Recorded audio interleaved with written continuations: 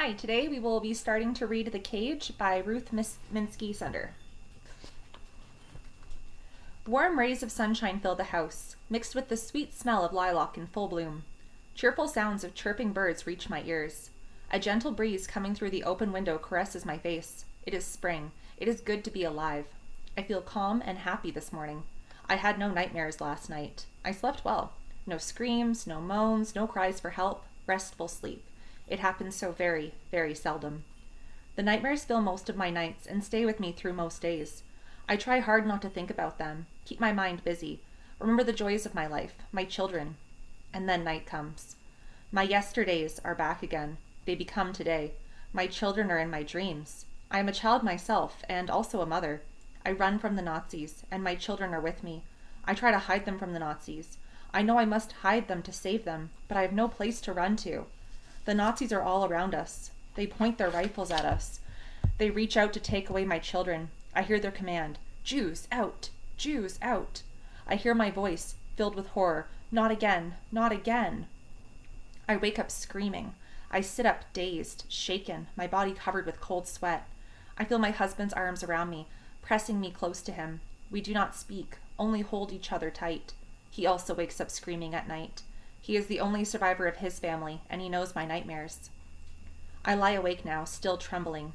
The faces of my mother, brothers, aunts, uncles, cousins, teachers, friends float before my eyes. A long procession of faces, some sharp and clear, some hidden behind a cloudy veil. Faces of people I loved, cherished, respected. They were all part of my life. Now they are all dead, murdered. Not a trace left, not even a grave. Suddenly, a thought unfolds in my mind, a revelation. My children carry some of their names. These are the children who, according to the Nazi master plan to annihilate all the Jews, were not to be born. Their parents were to die, like the 6 million of their Jewish brothers and sisters who died in gas chambers, crematoriums, and lonely hiding places. But we survived and gave them life. Here they are, the Jewish generation that was not to be, proud human beings, the new link in an old chain. I fall asleep again, calmed. But the nightmares return. I am forever running, hiding, screaming. Today, with the sun so bright, the air filled with sweet smells of spring, the happy sounds of birds singing, all my nightmares seem unreal. If they were real, would the sun shine so brightly? Would the birds sing so happily? Would I smile? I look through the open front door.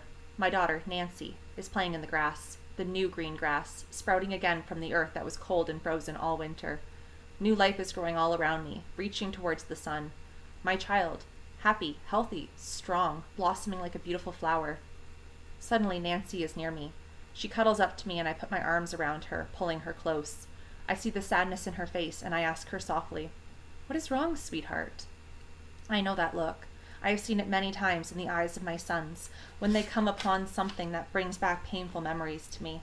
They try to protect me from them. I kiss her gently. She hesitates, then in a broken voice says, "I saw my friend's grandparents. It made me feel so sad." Tears filled my eyes. It is not the first time I have heard that. My children have never felt the joy and love of grandparents. Why, Mummy? Why? Why did the Nazis kill them, my grandparents? She is only a child. How do I answer her? The Nazis were evil. They wanted the world only for themselves. They killed your grandparents, my family, Daddy's family, 6 million of our people, only because we were Jews. Nancy looks at me, bewildered. Why did they let them do it? Why didn't people stop them? Why did they let them do it? Why did they let them do it? It echoes in my ears. Many voices ring in my ears. Voices I have heard before. They are all calling, "Why? Why? Why did they let them do it?" I hear Mama's voice, filled with hope. "A world full of people will not be silent. We will not perish in vain." She was so sure. But she perished, and the world was silent. Tears fall down my face. Nancy's soft hands wipe them away. "But, Mummy, it could not happen here. Our neighbors, our friends, they would help." Suddenly, it is 1939 again. Chapter 2. Lodz, Poland. It is spring. The smell of fresh paint blends with the fresh scent of the new spring season. Let's start over this chapter. Lodz, Poland. It is spring. The smell of fresh paint blends with the fresh scent of the new season. Spring, warm and gentle, brings the beautiful holiday of freedom. Peach, or Passover. Pesach, or Passover. The hustle of Pesach is in full swing. The homes are aired, cleaned, and painted. Excitement is in the air. The long-awaited guest is coming to remind us of the joys of freedom and the bitterness of slavery. Mama is busy sewing new clothes for her 7 children. Pesach would not be the same without new clothes and new shoes. She sings a Yiddish song, pushing the pedal of the sewing machine to the rhythm of the tune. Tell me, children, if you know, what is this dear holiday called? Her song and the sound of the sewing machine ring happily all through the house. Miss Grubber, our landlady, pokes her silver-gray head through the open door of our apartment. Natcha, she calls in her rugged voice, don't forget to order your matzos today. The holiday is almost here. I see you still have a lot to do to get ready. Her eyes take in every little detail of our busy home and stop to rest for a moment on the table laden with all kinds of fabrics. And remember to make something for my Harry for Pesach, she adds, still standing by the open door, too busy to come inside. Mama smiles and calls back, I ordered matzos already, Mrs. Grubber. I'll be ready for Pesach in time. Don't worry. From the pile of fabric, she picks up a black satin and silver braid. This, Mrs. Grubber, is for your grandson, Harry, for his new peasant shirt, the same shirt that I am making for my sons. You know, Harry is one of my kids, too. Mrs. Grubber smiles her approval, leaving to make the rounds of her other tenants, to make sure they are all ready to greet the holiday with honor. She stops to admire her pride and joy, the huge oak tree in the yard, its strong branches covered with blossoms. I have the job of cleaning our windows for the holidays, and I see Mrs. Grubber standing under the tree, proudly and stately, just like that old oak tree. I see the tree covered with big green leaves, spreading out its branches like a beautiful umbrella even now, when it's first beginning to sprout. On hot summer days, I see our tired neighbors sitting in the tree's shade, trying to solve the problems of the world. It is so much easier to solve world problems in the shade of a huge oak tree. I often hear them say, "What pleasure, such a tree." I look at Mrs. Grubber again. I am 13 years old, and I have known her all my life. My mother was born in this house, and Olga, Mrs. Grubber's daughter, was also born here. Olga's 13-year-old son, Harry, is like a member of my family. I have brothers and sisters, but Harry is an only child and spends most of his time with us. They all speak Yiddish, celebrate the holidays with us, share our lives. It is hard to believe they are not Jewish. They are so much a part of our world, in happiness and in sorrow. If one of us takes sick, Mrs. Grubber is the first to come running with her remedies and treats. If we play too loudly, she is the first to scold us. Slow down, you'll break a leg. Your mother has plenty to worry about without you kids giving her more trouble. Mama is a widow, supporting 7 young children. She runs a tailor factory and works very hard to be able to send us to a private school. She gives us the best she can in a home filled with love. We are all happy, surrounded by friends we can trust and count on. The lovely Pesach passes, and spring turns into summer. The discussions under the old oak tree are loud and full of worry. Words like war and Hitler are part of the daily vocabulary. Reserve soldiers are being recalled for duty. It is believed to be only a precaution. Poland is strong, I hear Moch, our neighbor optimist. We have nothing to worry about. The world will not let Hitler take over Poland. But the world let Hitler take over Austria and Czechoslovakia, Yankel voices his view. Harry and I sit on the grass near the tree and listen. I am frightened as I looked at the faces of our neighbors. Their eyes are so full of fear and sadness. They know war brings hunger, pain, and death. I look at Harry. Our eyes meet. Silently we take each other's hand. Harry's gentle touch makes me feel safer. Why would anybody want to hurt us? We are only children. No reason to be afraid. No reason to panic. But panic and hysteria slowly take over. Stories about German spies. Rumors about traitors among the people spread like fire out of control. One day, an angry mob surrounds Harry, shouting, "He is a spy! He is sending secrets to the Germans! He is a German! His ancestors were Germans! Kill him! Kill him!" Harry's face is pale and stricken with terror. He is begging, "Let me go! Don't hurt me! I am not a spy, please!" I see Harry pushed against the wall, his shirt torn. I scream, "Leave him alone! He is my brother. He is not a German. You are all mad." They are mad. They do not know what they are doing. They will hurt my friend. I know he is not a spy. I see Mama, like a tigress pushing forward to protect her young, her eyes flashing, her voice raging. She places herself in front of Harry. "What are you doing?" she shouts. "He is only a child. We all know him. He was born here, grew up with our children. He is one of us, our child. You will have to kill me before you touch a hair on his head. Go home and calm down." She looks at the faces around her.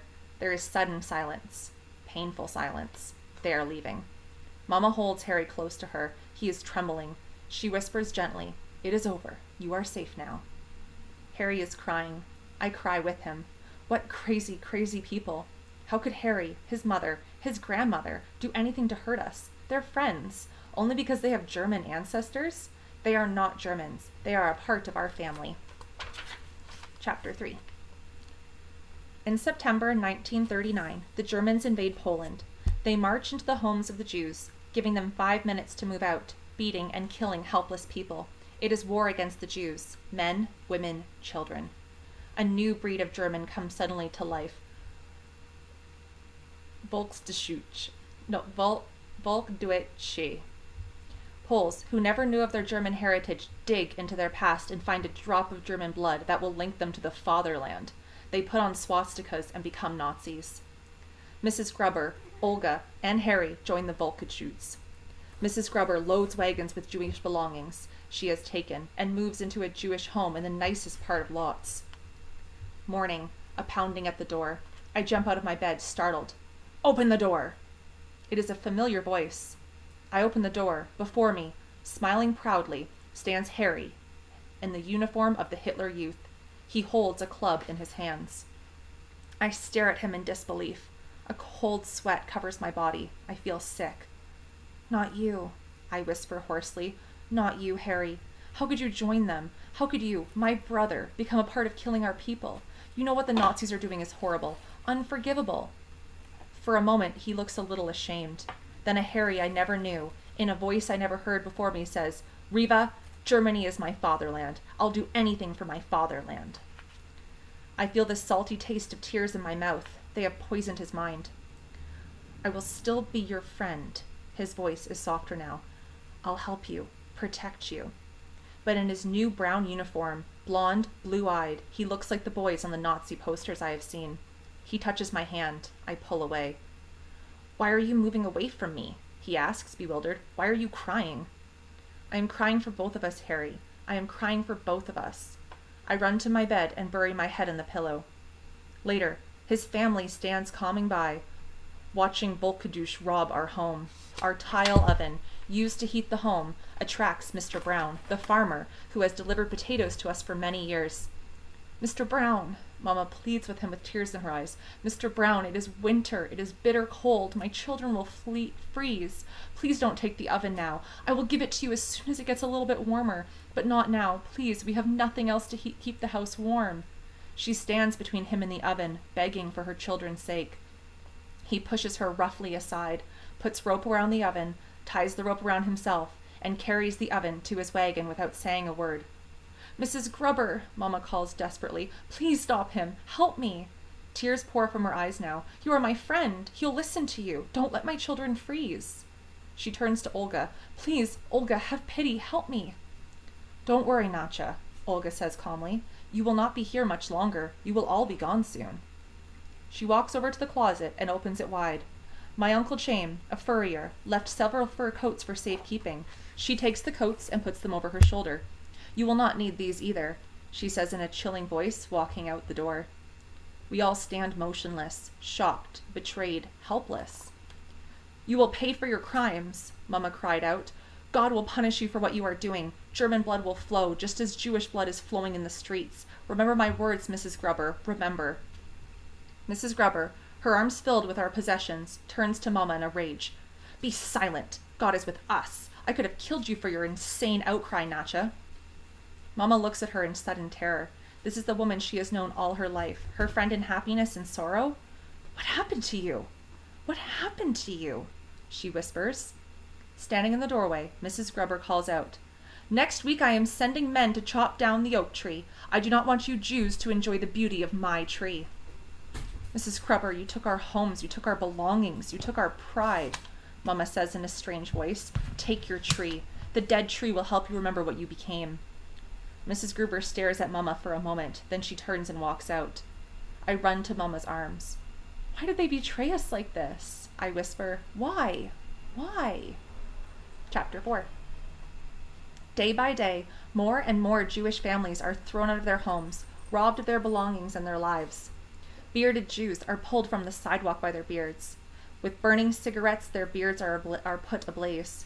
Their screams of horror and pain create a spectacle for the Nazis, whose shouts of pleasure drown out the cries of torment. April 1940. The sky is sunny and bright.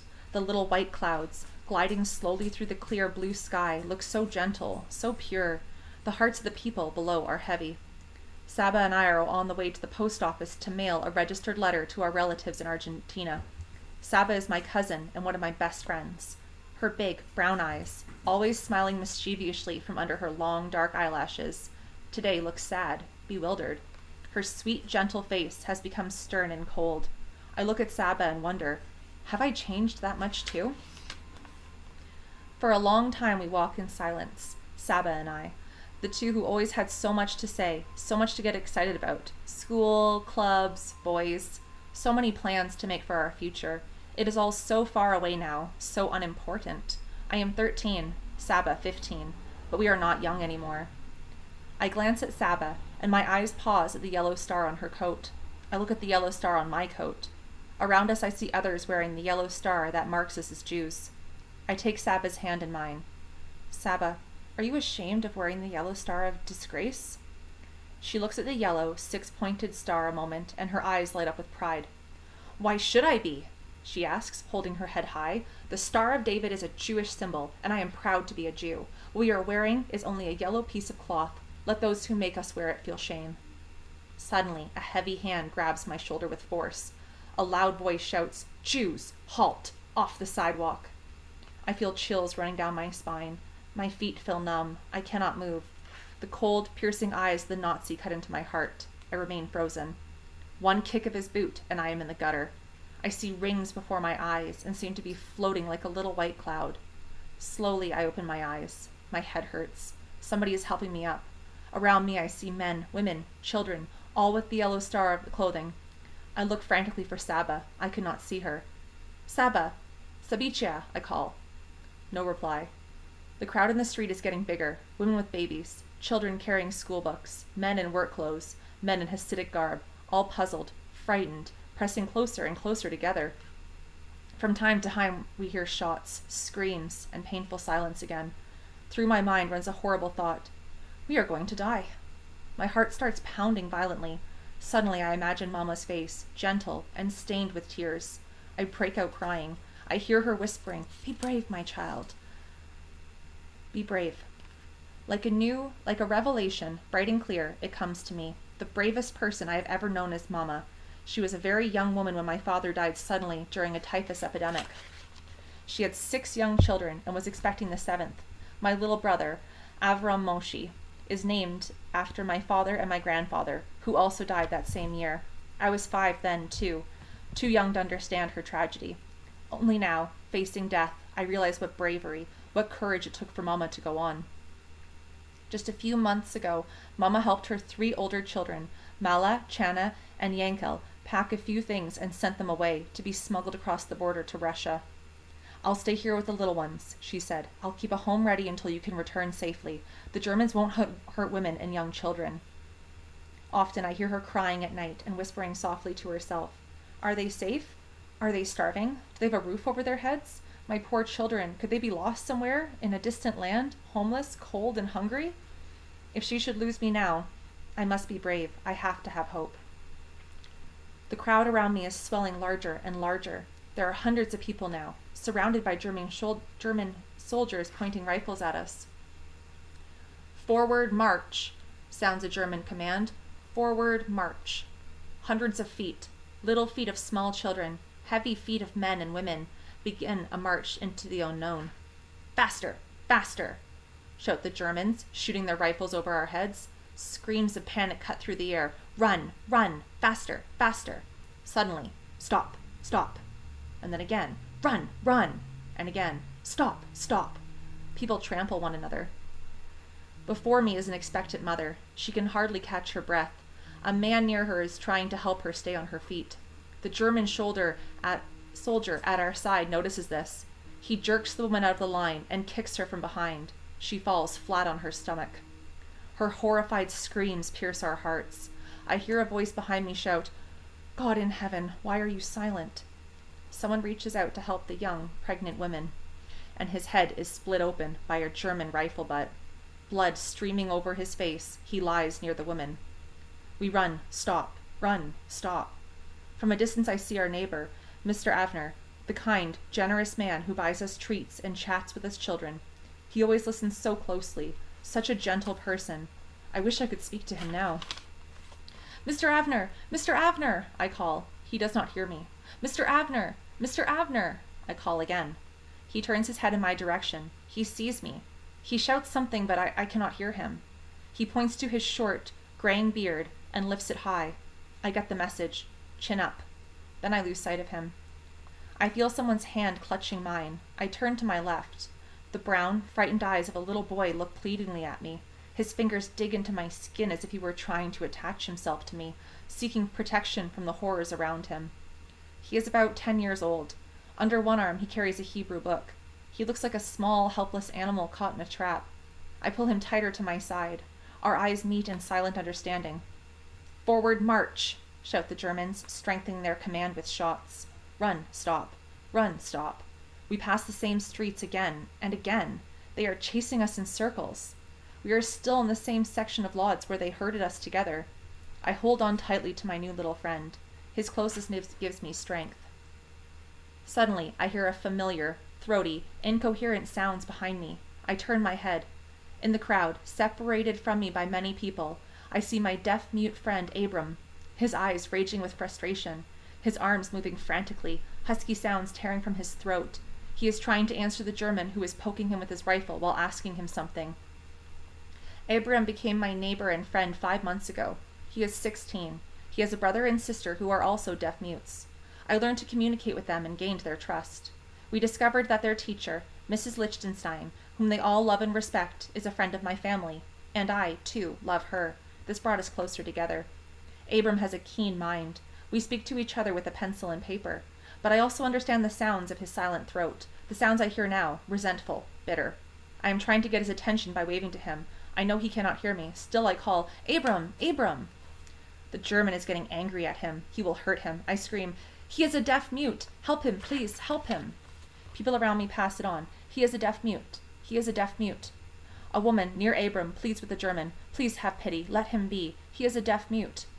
The German looks at Abram with disgust and shoves him back into the crowd. Thank heaven. Slowly, I make my way towards Abram, still holding on to my little companion. Abram sees me now. He pushes towards me with all his strength and grabs my free hand. His eyes shine with joy. We press each other's hands. How wonderful to see a friend. The sun is slowly disappearing, giving way to the darkness of the evening. I keep on thinking of Mama, the pain she must be suffering. It was early morning when Saba and I left our home on a small errand, and now it is evening. Her heart must be breaking. With the Jews shot daily, people being taken to the Gestapo to be tortured. How horrible it must be, waiting in despair, not knowing where her child is, not knowing if I am alive or dead. Stop and go. Pushed, kicked, we are led to the railroad station. Gunshots cut through the air. People groan, cry, pray. Suddenly we hear, "Halt! All the men to the right, women and children to the left." We all seem to be frozen. "Move! Move! Faster! Faster!" shout the Germans, pulling men to the right, cursing and hitting them. From all directions voices call names, addresses. "Tell my family. Give them my love. Tell them not to worry." Children crying, women screaming, men shouting frantic messages, all mixed together in a loud roar of terror, anger, pain. I feel my little friend's nails digging into my flesh. I look at him. His pale face is frozen in a mask of horror. Maybe it is a reflection of my own face. I wish I could smile to calm him. How do you smile in this madness? I pull him and Abram close to me. The Germans separate all the men from the women and children. Surrounded by the soldiers, rifles pointed at them, they move forward. The women and children remain motionless. Our bewildered eyes follow the men as they disappear from sight. We are free to go home. In painful silence, shocked, trembling, Abram and I walk our little companion home. The streets are covered in darkness, deserted. It is long past the hour of curfew for the Jews. From many doorways, worried, frightened eyes stare, searching the dark for familiar faces. Outcries of joy and screams of despair fill the night. Elation on seeing a loved one alive and safe. Grief, agony on receiving the tragic news. Your husband, your father, your son are not coming home. A woman runs towards our little friend with outstretched arms. He runs into her waiting embrace. Goodbye, my little comrade of the horror caravan. I realize then that I never asked him his name. His pale face, his horrified eyes will always remain with me. Abram and I run now, home to see our families again, to feel their loving arms again, to feel safe again. In front of the apartment house, they are waiting. Mama, her face ashen, her eyes swollen from crying. My little brothers, Motel, Label, Moshiel. Saba is also with them, thank heaven. Abram's parents, brother, sister, stand in the doorway. All our neighbors are waiting. I see Miss Abner. My heart stops. How do I tell her? How do I tell her? They are coming. They are coming. I hear Motel shout with joy. In seconds, Mama's arms are around me. I feel her hot tears on my face. They blend with my own tears as I hear her whisper, I thought I lost you. I thought I lost you. Mrs. Abner never sees her husband again. The men of our caravan of horror I sent to the labor camps are or shot.